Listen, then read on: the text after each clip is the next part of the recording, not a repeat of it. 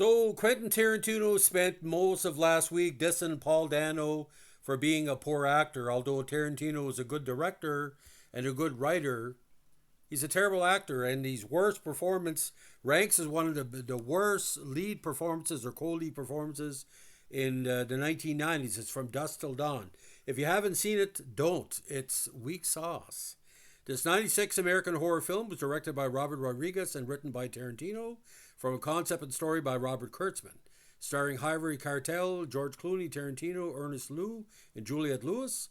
The plot follows a pair of American criminal brothers, played by Clooney and Tarantino, who have no on screen chemistry, who take a family as hostages to cross into Mexico, but ultimately find themselves trapped in a saloon, defending against a horde of Mexican vampires. From Dusk Till Dawn premiered on January 17, 1996 at the Cinema Dome Theater in Hollywood, LA. Again, Robert Rodriguez leading, and was released on January 19th in the States.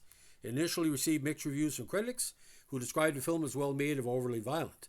After enjoying financial success at the box office, From Dusk Till Dawn has since become a cult film, but not in my neighborhood, and spawned a media franchise of sequel films, a video game, and other media adaptations. But again, Tarantino has a terrible performance. At a Texas roadside liquor store, fugitive bank robber Seth Gecko and his deranged brother Richie killed a clerk and a Texas Ranger and destroyed the building. Richie nurses a gunshot to his hand as he drives through the highway to a motel and unload a hostage bank teller. When Seth returns from picking up dinner, he finds that Richie has raped and murdered the hostage. Jacob Fuller, a widow pastor doubting his fate, arrives at a motel with his teenage children Scott and Kate. Seth scouts their motor home, kidnaps them, and forces them to drive to Mexico. After a tense encounter at the border guard lets them through. They continue an all-night strip club at a dessert called Titty Twister, where the Geckos contact Carlos and will meet them in the morning and escort them to the hideout town of El Rey. The doorman tries to block them, but the Geckos overpower him and walk inside with the Fullers. The rowdy club scene includes Sex Machine, a biker who packs a pistol between his legs, and Frost, a burly Vietnam War veteran. The bartender tells Seth that only bikers and truckers are allowed, but Jacob insists that his motorhome license makes him a truck driver, and the bartender agrees. The group settled in to watch a dance by the club star stripper, Santantino Pandemonium, played by Selma Hayek.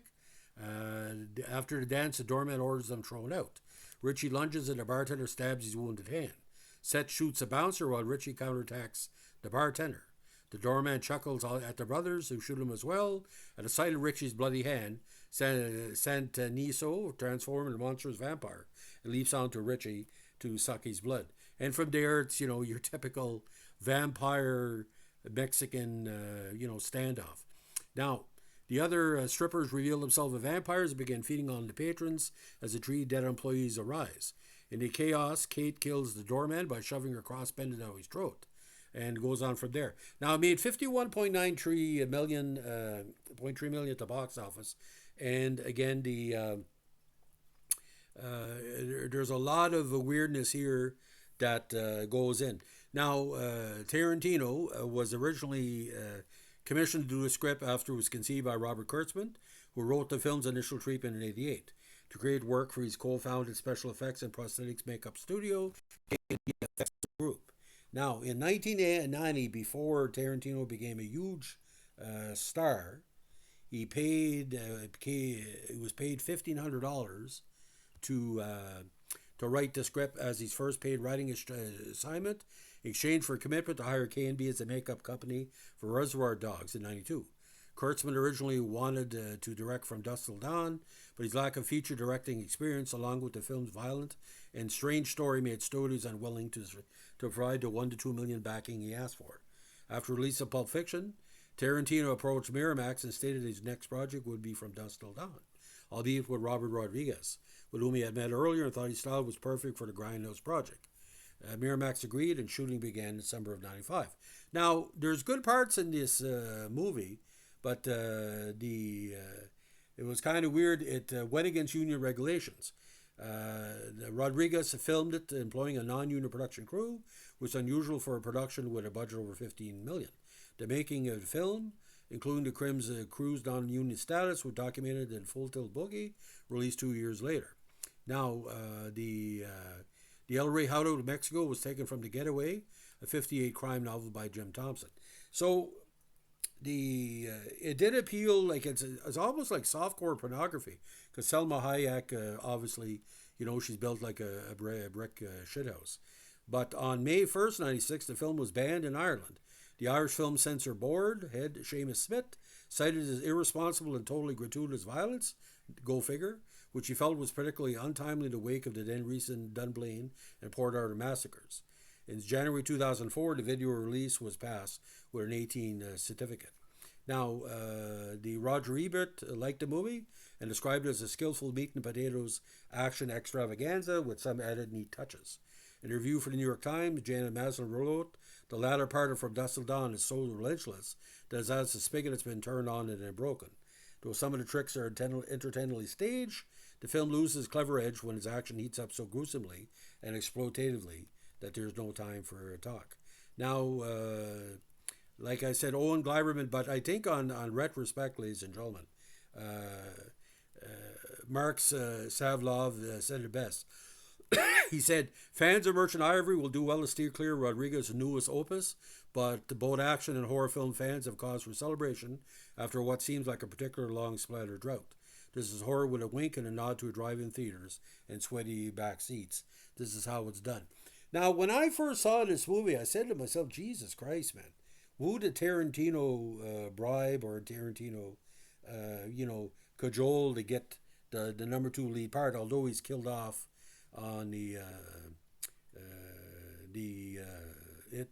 But actually, the Razzies gave him Worst Supporting Actor nomination, and the Stinkers Bad Movie Awards also gave him a Worst Supporting Actor nomination. Even the Saturn Awards said Best Supporting Actor nomination and Best Writing. So for me, ladies and gentlemen, what's good for certain people, it's the Texas Blues soundtrack, which includes artists as ZZ Top and brothers Stevie Ray and Jimmy Vaughn on separate tracks. The Chicago rock group Tito and Tarantula, who portrayed the band in The Titty Twister, appears on the soundtrack as well. The film score is by Graham Revell. Dark Knight by the Blasters plays over the film's opening and closing credits. Now, there's a sequel and a prequel. The sequel is From Dusk Till Dawn 2, Texas Blood Money, and a prequel From Dusk Till Dawn 3, The Hangman's Daughter. They were both received poorly by critics. A TV series of the films premiered on the El Rey Network in March 2014, produced and directed by Rodriguez. The series ended production in 2016, and I've never seen the series, and I don't think I ever will. Because, like I said, anything that Tarantino was involved with, take it or leave it. He was okay in Pulp Fiction, but he was just, you were glad when he's killed off to him, saying a terrible, terrible actor. Almost like the Australian getting blown up in Django Unchained that he played. He blew up real good. That was a good performance. But this one is just terrible. So, ladies and gentlemen, whether you like Tarantino or not, it's a bad performance by the majority of the critics. If you like what they're doing here with our Quentin Tarantino channel,